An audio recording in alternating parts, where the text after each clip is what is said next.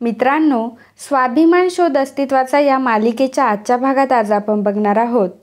बबन दादा म्हणतो की मोठ्या साहेबांना प्रदीप काकांच्या सगळ्या गोष्टी माहीत असतात. मला वाटतंय की त्यांच्याकडे चावी असणार. पुष्पाताई म्हणते की मोठ्या साहेबांचा जसा मोबाईल हुडकून काढला तशीच ही चावी पण हुडकून काढू का मी? पल्लवी म्हणते की नाही पुष्पाताई, पुन्हा तुमचा जीव धोक्यात नाही घालू शकत मी. चावी आता मी माझ्याच पद्धतीने शोधून काढेल. मी आधी ती चावी शोधते आणि मग काय करायचं ते तुम्हाला कळवतेच. आज आपल्याला एका मोहिमेवर निघायचंय. बबन दादा तुम्ही तयार राहा हा. दादा म्हणतात अगं झोपेतून उठून सांगा मला, आम्ही दोघंही तयार आहोत. दुसऱ्या दिवशी सकाळी मित्रांनो, तुमचे खरंच मनापासून धन्यवाद. तुम्ही काल 150 लाईकचं टार्गेट देखील काही तासांतच पूर्ण केलं. तर मित्रांनो, आपल्या स्वाभिमान आर्मीचं आजचं ध्येय आहे 200 लाईक्स. तर मला नक्की खात्री आहे की तुम्ही ते नक्की पूर्ण कराल. पल्लवी विभा काकूच्या रूममध्ये येते. काकू विचारते काय ग, का आली होतीस? तेव्हा पल्लवी म्हणते की विभा काकू, प्रदीप काकांकडे आपल्या संस्थांच्या गोडाऊनची चावी आहे का? भावरी म्हणते की अगं काही कल्पना नाही ग मला, पण परवाच कोणती तरी किल्ली कपाटात ठेवताना मी त्यांना बघितलं. त्यांनाच विचारू का मी? तेव्हा पल्लवी म्हणते नाही, त्यांना नका विचारू. आदिती मॅमचं काही सामान आहे त्या गोडाऊनमध्ये आणि त्यांना ते परत करायचं आहे. आणि तुम्हाला तर माहिती आहे त्यांचं नाव जरी घरात काढलं तरी गोंधळ होतो. म्हणून म्हटलं की तुमच्याकडे जर किल्ली असेल तर देता का मला? काम झालं की मी लगेच परत करेल तुम्हाला. भावरी म्हणते की पण अगं त्यांना न विचारता मी असं कधी केलं नाही आहे ग. पल्लवी म्हणते ठीक आहे, काही हरकत नाही. असं म्हणून ती जायला निघते. ती मनात विचार करू लागते की विभा काकूंची इच्छा नसेल तर जाऊ दे, पण आता किल्ली कशी मिळवणार? एवढ्यात विभावरी पल्लवीला थांबवते. ती म्हणते की थांब, मी कपाटात शोधते, जर भेटली तर तुला देते, पण हे फक्त आदिती जाऊबाई आणि तुझ्यासाठी हां. पण पल्लवी, किल्ली लगेच आणून देशील ना? तेव्हा पल्लवी म्हणते की हो, काम झालं की लगेच आणून देईल. विभावरी बॉक्समधून चावी काढते आणि पल्लवीला म्हणते की हे बघ, मिळाली चावी. आता ही गोडाऊनची आहे की हे नाही माहीत मला, पण परवा त्यांच्या बोलण्यात आलं होतं, कदाचित हीच असेल. एवढ्यात प्रदीप काका येतात आणि विभावरीला आवाज देतात. प्रदीपचा आवाज ऐकून दोघीही खूप घाबरतात. प्रदीप काका म्हणतात की पल्लवी, तू आज काय काम काढलंस विभावरीकडे? विभावरी सांगते की मी काही स्केचेस काढले होते ना, ते तिला दाखवत होते मी. ते म्हणतात की हो का, जर तुझं झालं असेल तर बाजूला हो, मला काही फाईल्स हवेत. विभावरी पटकन त्या बॉक्सवर शर्ट्स ठेवून देते आणि तेवढ्यात पल्लवीही तिथून निघून जाते. प्रदीप काका कपाटाचा दरवाजा उघडतात, बॉक्समधील चावी पुन्हा एकदा तपासून बघतात आणि त्यांच्या फाईल्स घेतात आणि विभावरीला म्हणतात की मी आलोच, आणि मग तिथून निघून जातात. मित्रांनो, काल तुम्ही सर्वांनी खरंच खूप छान रिस्पॉन्स दिलात. तुमच्यापैकी सुशीला जाधव, चंद्रशेखर सात्विक, रमेश सोनावणे, स्वप्नजा पाडाळकर, पूजा निंबाटे, पूनम पाटील, दत्तात्रय गोखले यांनी कमेंट करून व्हिडिओला खूप छान प्रतिसाद दिला. त्यासाठी खरंच मनापासून आभार. इकडे प्रभाकर सर पल्लवीला म्हणत असतात की अगं पल्लवी, एकटीच किती धडपड करतेस, किती करतेस आमच्यासाठी, तू आमच्यातले गैरसमजसुद्धा दूर केलेस. पल्लवी म्हणते की अहो बाबा, प्रेमाची माणसं आहेत, तेवढं करावंसं वाटतं म्हणून करते, बाकी काही नाही. तेव्हा प्रभाकर सर म्हणतात हो बाळा ठीक आहे, पण तू जे आता काही चॅलेंज घेतले ते एवढं सोपं नाही आहे. पल्लवी म्हणते की हो बाबा माहिती आहे, पण आता मला प्रयत्न करत राहावे लागणार आहे. हळूहळू सगळ्यांची साथ मिळेल आपल्याला. आताही विभा काकू त्या गोडाऊनची चावी द्यायला तयार होत्या. मोठं धाडस दाखवलं त्यांनी, पण तितक्यात प्रदीप काका तिथे आले. आता पुन्हा त्या चावी द्यायला तयार होतील नाही होतील डाऊटच आहे. तेवढ्यात विभावरी तिथे येते आणि पल्लवीला म्हणते की पल्लवी, चावी आणली आहे, ही घे आणि लवकरात लवकर तुझं काम करून टाक. चावी बघून पल्लवीला तर खूपच आनंद होतो. ती म्हणते की थँक्यू सो मच विभा काकू, आणि सॉरी हां, प्रदीप काकांनी काही विचारलं तर नाही ना?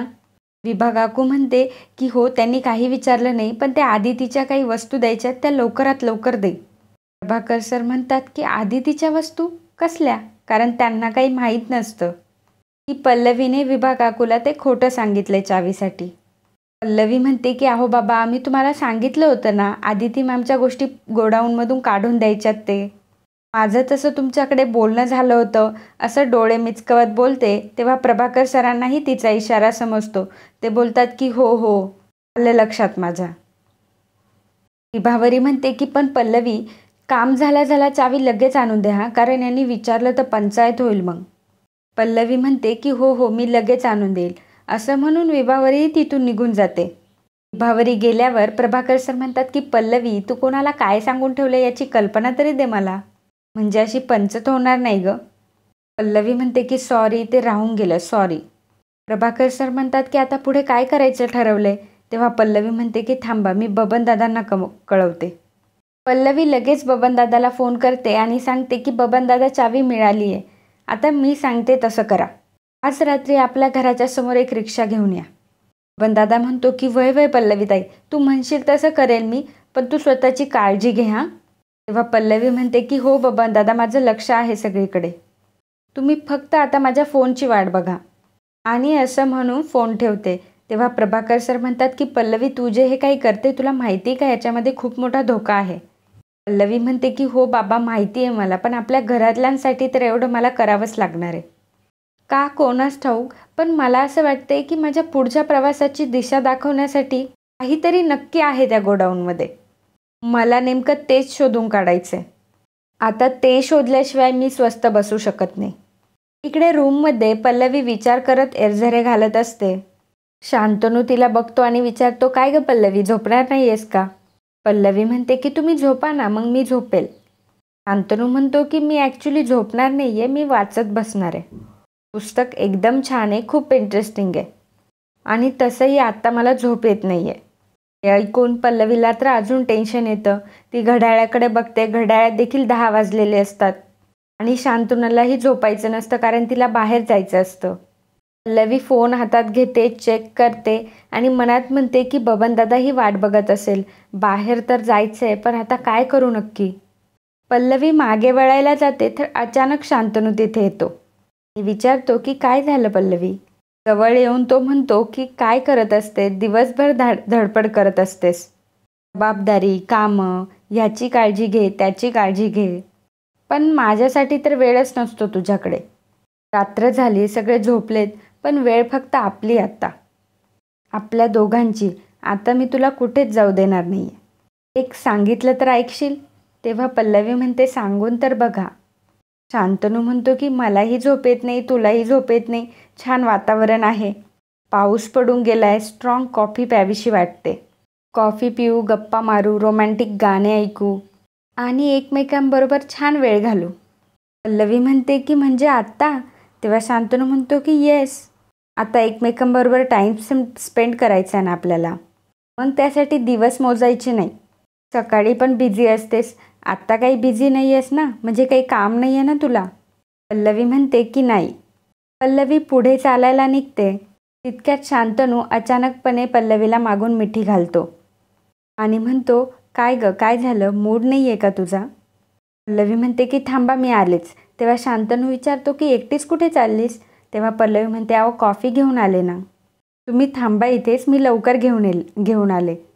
इकडे खाली प्रभाकर सर पल्लवीची वाट बघत असतात. ते म्हणतात की अजून पल्लवीचा तपास नाही आहे, आता जाणार कधी, येणार कधी. पल्लवीला फोन करूनच बघतो. तेवढ्यात पल्लवी खाली येते. प्रभाकर सर म्हणतात अगं तुझीच वाट बघत होतो. पल्लवी म्हणते की ते जागेत अजून. प्रभाकर सर म्हणतात की अगं इतका उशीर झालाय, तू जाणार कधी, येणार कधी. तेव्हा पल्लवी म्हणते अहो मी जाणारच होते. आणि तेवढ्यात विभा काकू तिथे येते. विभा काकू म्हणतात की अगं पल्लवी झालं का गं काम, म्हणजे चावी ठेवून दिली असती ना त्यांची परत. पल्लवी म्हणते की नाही काकू, ते घोळ असा झाला का. विभा काकू म्हणते कसला घोळ. तेव्हा पल्लवी म्हणते नाही म्हणजे आम्ही शोधायलाच जाणार आहोत गोडाऊनमध्ये. विभा काकू परत आश्चर्याने विचारते की काय शोधायला. प्रभाकर सर म्हणतात अगं तुला सांगितलं ना पल्लवीने, आधी तिच्या काही वस्तू शोधायच्यात. पल्लवी म्हणते की हां, आणि ते आधी बघावं लागेल ना की तिथं काय काय आहे ते. पण झालं असं की शांतनू बोलले की आपण गप्पा मारूयात, बसूयात, आणि त्यांच्याशी खोटं नाही बोलता येणार मला. प्रभाकर सर म्हणतात की नाही नाही, त्याची काही आवश्यकता नाही आहे, आपण कळवू आधी तिला नंतर. तेव्हा पल्लवी म्हणते की नाही नाही, मी अंदाज घेते आणि तसं कळवते तुम्हाला. मग विभा काकू म्हणते की बरं चल, मी तुला कॉफी करायला मदत करते. भाऊजी तुम्ही घेणार कॉफी. तेव्हा प्रभाकर म्हणतो की नाही नाही. मग दोघीही किचनमध्ये कॉफी करायला जातात. प्रभाकर सर म्हणतात की म्हणजे शांतनू आता कॉफी घेणार, आणखी उशीर होणार. मग कधी जाऊन येणार आहे ही? तोपर्यंत बबन आलाय की ते बघूयात का? असं म्हणून तो बाहेर जातो तेव्हा बबनदादा रिक्षा घेऊन आलेला असतो. प्रभाकर सर म्हणतात की अरे बबन, तू रिक्षा आतमध्ये कशाला घेऊन आलास? तेव्हा बबनदादा म्हणतात की जायचं होतं ना. पल्लवीताईचा काही फोन लागेना म्हणून म्हटलं मीच रिक्षा घेऊन येतो.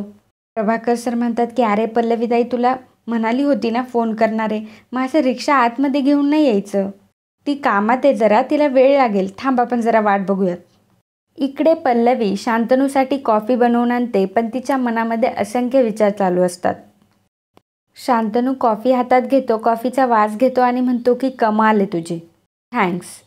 तेव्हा पल्लवी म्हणतेस थँक्स कशासाठी? तेव्हा शांतनू म्हणतो तुला म्हटलं कॉफी पिऊयात आणि तू लगेच घेऊन आलीस म्हणून. मग पल्लवी म्हणते की घ्या आता. मग शांतनू कॉफी घेतो आणि म्हणतो की वा छान, आणि म्हणतो की ॲक्च्युली कॉफी निमित्त आहे, तू माझ्यासमोर असायला हवी आणि कॉफीच्या निमित्ताने आपल्याला छान गप्पाही मारता येतील. आणि तसंही मला आवडतंच तुझ्याशी गप्पा मारायला, तुला मनातलं सांगायला, शेअर करायला. पण निवांत वेळ काय मिळतच नाही आपल्याला. मग शांतनू पल्लवीलाही कॉफी देतो. दोघेही छान कॉफी पितात. तेव्हा पल्लवी मनात म्हणत असते की शांतनू, हल्ली तुमच्यासाठी मी वेळ देऊ शकत नाही आहे जास्त. मान्य आहे मला की मी तुम्हाला वेळ देत नाही, पण ही सगळी धावपळ आता मलाच करावी लागेल. तुमच्यापर्यंत सत्य पोहोचवायचं आहे मला. त्यातलाच एक प्रयत्न मला आजही करायचा आहे. विभा काकूही अडचणीत सापडायला नको आहे. हे सगळं कसं निभावून न्यायचं आहे मी? शांतनू मोबाईलमध्ये एक गाणं लावून इयरपॉड एक पल्लवीच्या कानात घालतो आणि म्हणतो की आज आपण असाच वेळ घालवूयात, अगदी झोपायचं पण नाही. पल्लवी जरा टेन्शनमध्येच असते तेव्हा शांतनू अलगद वाऱ्यावरी उडते हे सॉन्ग प्ले करतो आणि पल्लवीच्या केसांवरून हात फिरवत असतो. शांतनू एकटक पल्लवीकडे बघत असतो. शांतनू पल्लवीची उष्टी कॉफी देखील पितो. हे बघून पल्लवीला अजून छान वाटतं. शांतनू पुन्हा एकदा पल्लवीच्या जवळ येऊ लागतो तशी पल्लवी लाजते आणि उभी राहते आणि बाजूला जाते. शांतनू मागून येतो आणि पुन्हा एकदा पल्लवीला मागून हग करतो. तिचे केस सावरत तो तिला किस करत असतो. मागे छान रोमॅन्टिक सॉन्गही चालू असतं. सगळं वातावरण अगदी रोमॅन्टिक असतं. आणि अशाच रोमॅन्टिक वातावरणामध्ये मित्रांनो आजचा भाग इथेच संपतो. तर मित्रांनो, असे स्वाभिमान शोध अस्तित्वाचा या मालिकेचे नवनवीन अपडेट बघण्यासाठी आमच्या चॅनलला लगेच सबस्क्राईब करा आणि व्हिडिओ आवडला असेल तर नेहमीप्रमाणे व्हिडिओला लाईक नक्की करा. एक नक्की करा, एक नक्की करा, एक नक्की करा, एक नक्की करा, एक नक्की करा, एक नक्की करा, एक नक्की करा.